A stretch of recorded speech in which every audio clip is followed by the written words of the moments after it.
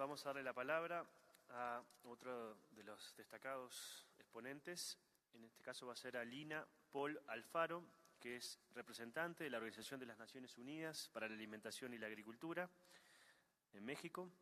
Es salvadoreña, es ingeniera química por la Universidad de El Salvador y además cuenta con estudios importantes en gestión ambiental y además se ha desempeñado, entre otras responsabilidades, como ministra de Medio Ambiente y Recursos Naturales en su país y también fue viceministra de Medio Ambiente y Recursos Naturales en el mismo país. Así que tiene la palabra. Muchísimas gracias. Muchísimas gracias por la invitación. Un enorme placer estar en este espacio tan fundamental en estos momentos. Un espacio que se ubica en un momento muy complicado. Yo coincido totalmente con el señor Alamán. Estamos en una reconfiguración del contexto, conflictos armados, tensiones comerciales, fragmentación geopolítica, crisis climática, recién pasada la pandemia, desaceleración económica. Y yo creo que estos factores han colocado en el centro el tema de la seguridad alimentaria como un tema estratégico, vinculado a estabilidad política, vinculado a paz social, a comercio, a migración, incluso a resiliencia climática. O sea, yo creo que esto lo ha impulsado. Y voy a dar algunos datos que podrían señalar lo mal que estamos y lo lejos que estamos de cumplir el Objetivo de Desarrollo Sostenible 2, hambre cero.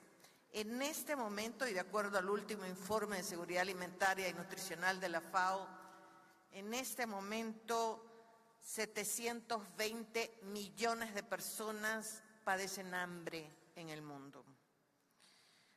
Una de cada 11 personas está padeciendo hambre. Un 8.2% de la población mundial. Y casi el 30% padece inseguridad alimentaria moderada o grave. Esa es la realidad que estamos teniendo ahora. América Latina y el Caribe es una de las regiones, la única región que por cuarto año consecutivo está disminuyendo el hambre. Esto tiene que ver con dos grandes países que mueven la aguja del hambre en América Latina y el Caribe, que es Brasil y México. Y eso les da un poco el indicador de estas políticas sociales dirigidas a los sectores más vulnerables y que están funcionando en términos de atender el hambre en el mundo. Pero persisten las desigualdades entre los países, entre las regiones. Haití, por ejemplo, tiene una prevalencia superior al 54%, mientras otros países, como dije, México, que está saliendo ya del mapa del hambre, seguramente este año vamos a informar esta salida de México del mapa del hambre. Persisten estas desigualdades, incluso dentro de esta región, no digamos en otras regiones del mundo como África y Asia, que son las de mayor prevalencia de inseguridad alimentaria. Entonces, tenemos una tarea enorme por hacer. A mí me ha impresionado mucho lo que ha dicho señora Alamán, tiene toda la razón. Imagínate mayor cantidad de gobiernos no democráticos en nuestras regiones que no están viendo este problema del hambre como un problema fundamental que hay que ponerlo sobre la mesa. Y FAO reconoce a los parlamentos como esos actores estratégicos para poder transformar los sistemas agroalimentarios. Nosotros hemos estado trabajando con los frentes parlamentarios contra el hambre en la mayoría de países de América Latina y el Caribe. Más de 100 leyes se han hecho ya en el tema de seguridad alimentaria y nutricional. Tenemos la experiencia reciente de la Alianza Parlamentaria Iberoamericana y Caribeña por la Seguridad Alimentaria. Tuvimos la primera reunión aquí, por cierto, en México, en el Senado de México, en este hermoso lugar.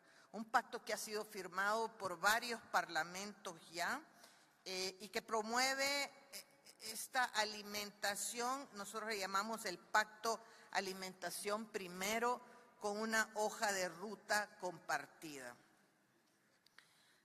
Tenemos realmente que pensar que nosotros estamos intentando articular esfuerzos con el Parlatino, con el Parlandino, con el Parlasur, con el FOPREL, con el Parlacen, una serie de espacios que ahora están articulados y que pueden incluso generar mayores sinergias. Porque si uno quiere conocer el destino de un país o lo que un país ha hecho, uno se remite a sus leyes. Las leyes determinan políticas públicas, las leyes influencian en esta manera estructural para acabar con el hambre y la malnutrición con un enfoque de derechos. En 2022, Eurolat construyó su grupo de trabajo sobre seguridad alimentaria y lucha contra el hambre. Estuvimos ahí apoyando técnicamente la construcción de este grupo de trabajo, este espacio concluido el 2025, que generó recomendaciones importantes para la acción legislativa, para la cooperación internacional, para las capacidades parlamentarias, y esta es una base concreta para seguir profundizando el trabajo conjunto en los próximos años. Eurolat cumple un rol central en la arquitectura de la relación entre la Unión Europea y América Latina y el Caribe. Y en un contexto marcado por incertidumbre, por reconfiguración de alianzas, la cooperación birregional adquiere una relevancia estratégica. Y como FAO reafirmamos nuestro compromiso de seguir luchando, de seguir apoyando a estos parlamentos como socios estratégicos. Nos queda muy poco tiempo. Podemos pensar que esto es un proceso que nunca va a ser irreversible. Y cuidado con eso. Si uno lee los informes del Panel Intergubernamental para el Cambio Climático, el IPCC, hay ya procesos que son irreversibles, por lo menos en los próximos 100 años. Esto tiene un impacto enorme en la seguridad alimentaria y nutricional de nuestras poblaciones. Ya no hay tiempo.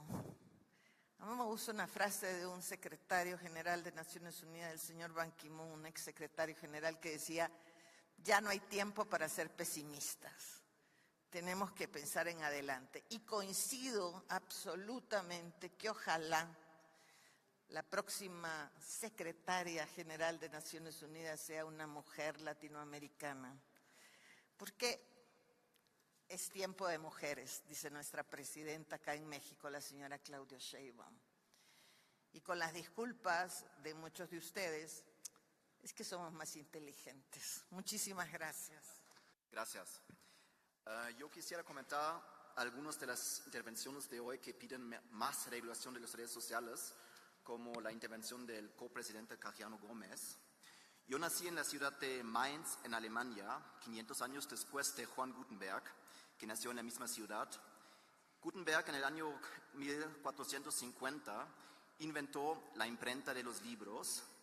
La imprenta de libros permitió la reproducción y difusión de ideas y puso en peligro el monopolio de la información que hasta entonces había tenido la Iglesia.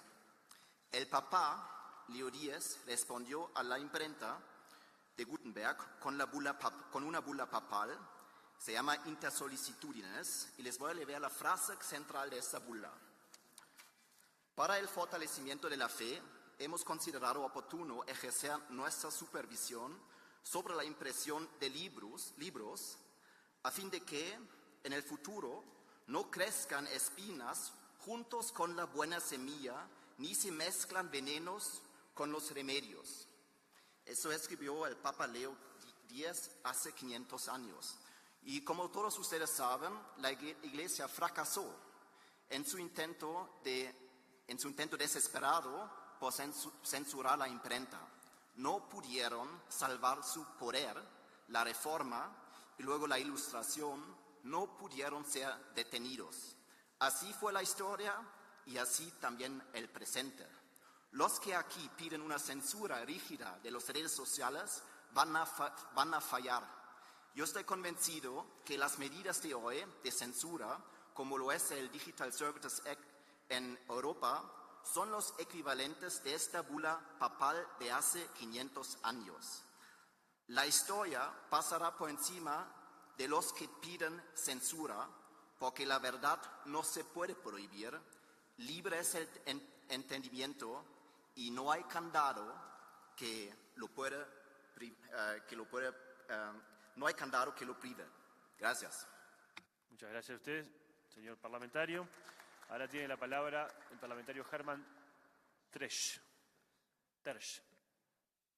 Sí, muchas gracias a todos, también por la hospitalidad al gobierno mexicano, por estas jornadas que hemos tenido aquí y en las cuales se han visto muchas cosas, entre ellas algunas bastante preocupantes.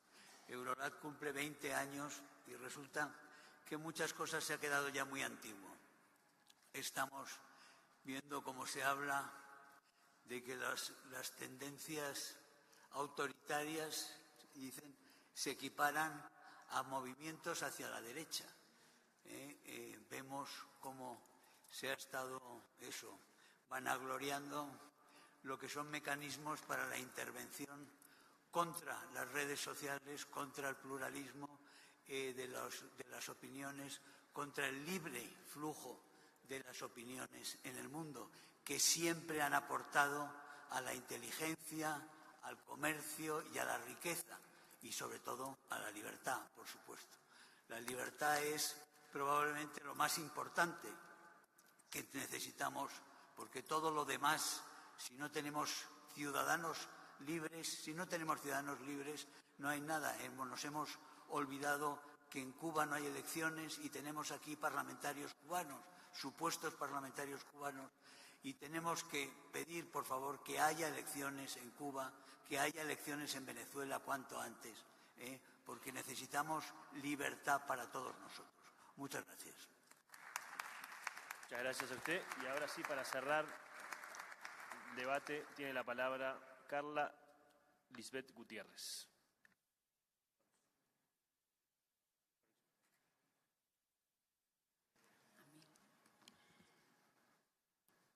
Creo que ahí está. Gracias. Muy buenos días a todos. Qué placer saludarle, presidente, honorable mesa, que estamos aquí escuchándoles con muchísima atención. Gracias por la palabra. Desde el Parlamento Centroamericano queremos hacer de su conocimiento que hemos trabajado en una iniciativa que mientras estábamos en esta maravillosa actividad se estaba aprobando, gracias a Dios, con dispensa de trámite. ¿Y a qué me refiero? Quisiera referirme específicamente a soberanía energética, estabilidad económica y protección social para millones de familias latinoamericanas y centroamericanas. Centroamérica y República Dominicana continúan siendo regiones altamente vulnerables porque dependemos casi totalmente de la importación de hidrocarburos. Solo en el 2025 los países del SICA erogaron más de 14.000 millones de dólares en importaciones de petróleos y derivados. Le voy a bajar a mi velocidad por los traductores, ya me recordé. La reciente crisis del Estrecho de Hormuz demostró que cuando ocurre una tensión geopolítica internacional, nuestras economías sufren inmediatamente. Aumenta la inflación, sube el costo del transporte, se encarece la energía y el ciudadano es quien termina pagando las consecuencias. Por eso, desde el Parlamento Centroamericano impulsamos una iniciativa innovadora. Esta se denomina Iniciativa para la Recomendación, que exhorta a los países miembros del SICA a la creación del mecanismo regional de compra conjunta de combustibles fósiles como medida para reducir la vulnerabilidad energética de Centroamérica y de República Dominicana.